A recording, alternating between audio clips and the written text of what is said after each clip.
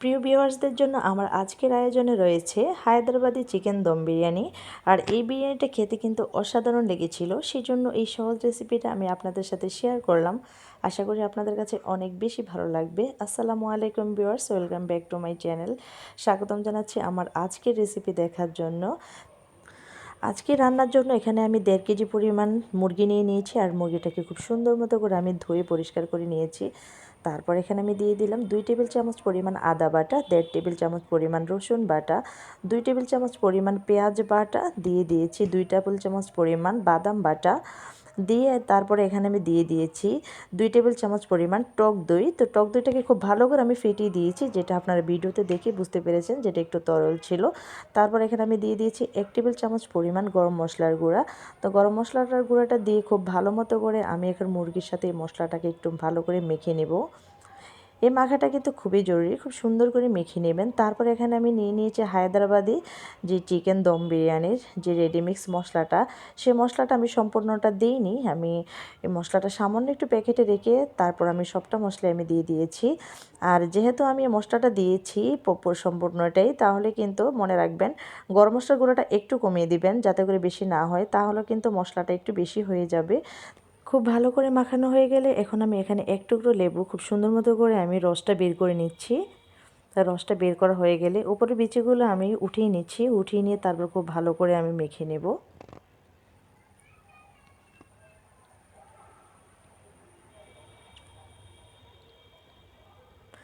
মাখানো হয়ে গেলে এখন আমি দিয়ে দিয়েছি 1 টেবিল চামচ পরিমাণ লাল মরিচের গুঁড়া। তো আমি এখানে 1 টেবিল চামচ পরিমাণে দিয়েছি। যদি আপনাদের ঝালটা একটু কম পছন্দ হয় তাহলে কিন্তু এখানে 1 চা চামচ বা 1.5 চা চামচ দিতে পারেন।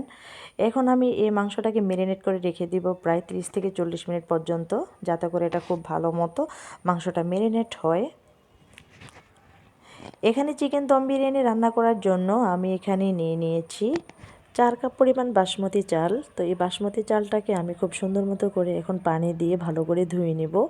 ধুয়ে নিয়ে তারপর এই চালটাকে আমি ভিজিয়ে রাখবো প্রায় 15 থেকে 20 মিনিট পর্যন্ত।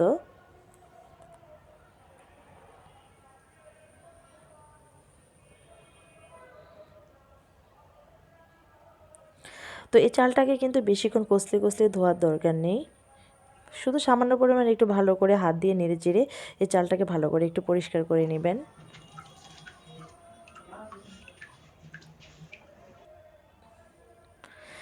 এখন আমি চিকেনের ওপর দিয়ে দিলাম কিছু কাঁচামরিচ আর ধনিয়া পাতা।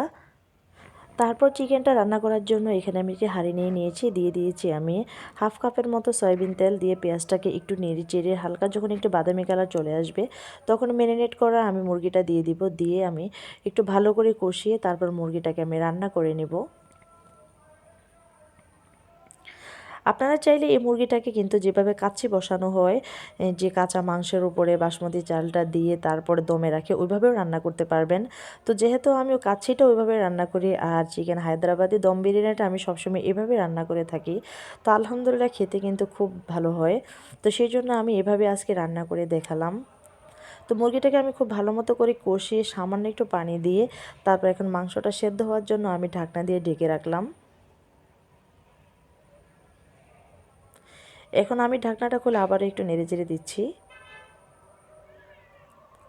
তো এখানে আমি যে ভেজানো চালটা আছে সেই চালটা আমি সেদ্ধর জন্য বসিয়ে দিয়েছি। তারপর এখানে আমি ফুটন্ত গরম পানি দিয়ে দিলাম। ফুটন্ত গরম পানি দিয়ে এখন আমি দিয়ে দিচ্ছি লবণ, আর পানির পরিমাণটা একটু বেশি করে দিবেন। তারপর এখানে আমি দিয়ে দিচ্ছি পুদিনা পাতা। পুদিনা পাতাটা দিয়েছি শুধু সুন্দর একটি স্মেলের জন্য। তারপর দিয়ে দিলাম কিছু আস্ত ধনিয়া পাতা। পুদিনা পাতা আর ধনিয়া পাতাটার দেওয়ার এটাই কারণ যে এই চালটার মধ্যে যে আমি যে এখানে বাসমতি চালটা দিয়েছি খুব সুন্দর একটা স্মেল আসবে। তারপর এখন আমি এক টুকরো লেবু নিয়ে নিলাম, আর লেবুটাকে খুব ভালো করে চিপে রসটা দিয়ে দিচ্ছি। এখন আমি খোসাটাও দিয়ে দিলাম, যাতে করে চালটার সাথে খুব ভালো একটা স্মেল আসে লেবুর। চালটি সিদ্ধ হতে হতে এখন আমি মাংসটা প্রসেস করে নিই। সেদ্ধ মুরগিটার সাথে এখন আমি প্রথমে দিয়ে দিলাম 1 টেবিল চামচ পরিমাণ ঘি, তারপর দিয়ে দিলাম পেঁয়াজ বেরেস্তা। তারপর এখন আমি কিছু সেদ্ধ আলু সামান্য পরিমাণ ফুড কালার মিশিয়ে একটু মিক্স করে তারপর আলুটাকে দিয়ে দিচ্ছি। তো এই আলুটাকে আপনারা ভেজেও দিতে পারেন। যদি ফুড কালার আপনার কালার ভালো না লাগে তাহলে শুধু আলুটাকে এভাবে সুন্দর মতো করে বিছিয়ে দিতে পারেন, বা এই হলুদ ফুড কালার না দিয়ে সামান্য একটু জর্দা রঙও দিতে পারেন। তো এটা শুধু একটু সৌন্দর্যের জন্য, যার যার পছন্দ মতো দিতে পারেন। তারপর এখানে আমি নিয়ে নিয়েছি 1 কাপ পরিমাণ দুধ, দুধের সাথে সামান্য পরিমাণ ঘি দিয়ে খুব ভালো করে একটা মিশ্রণ দিয়ে দিচ্ছি। তো এখানে যে বাসমতি চালটা দিয়েছিলাম সেটা সেদ্ধ হয়ে গেছে। তো যখন একটু টিপ দিয়ে দেখবেন যে ভিতরে শ্বাস আছে, ওই সময় কিন্তু একটি চাকনি দিয়ে ছেঁকে সুন্দর মতো করে মাংসটার উপর দিয়ে সম্পূর্ণ বাসমতি ভাতটা দিয়ে সুন্দর করে বিছিয়ে দিবেন। তারপর আমি যেই ঘির মিশ্রণটা করেছিলাম দুধের সাথে সেটাও দিয়ে দিলাম, আর সামান্য পরিমাণে একটু ফুড কালার আমি উপর দিয়ে দিলাম শুধুমাত্র একটু সৌন্দর্যের জন্য। আর এখানে দিয়ে দিলাম আমি কিছু পেঁয়াজ বেরেস্তা, সুন্দর মতো করে উপর দিয়ে আমি ছড়িয়ে দিয়েছি। তারপর আমি আবারও সামান্য পরিমাণ ঘি উপর দিয়ে ছড়িয়ে দিলাম।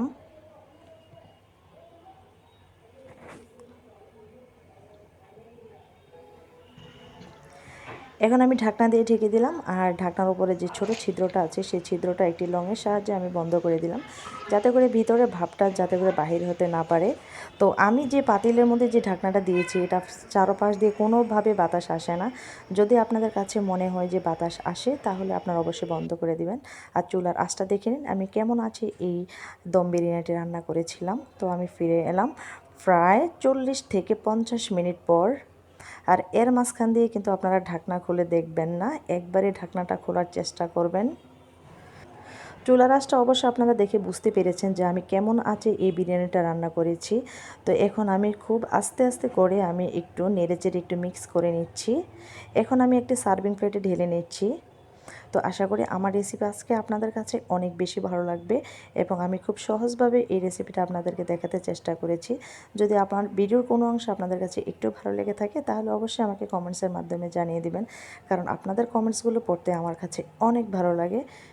তো ভিডিও ভালো লাগলে ভিডিওতে একটা লাইক দিবেন, আর অবশ্যই যারা এখনও আমার চ্যানেলটা সাবস্ক্রাইব করেননি প্লিজ আমার চ্যানেলটা সাবস্ক্রাইব করে আমার পাশে থাকবেন। আশা করি ভালো থাকবেন সবাই। আল্লাহ হাফেজ।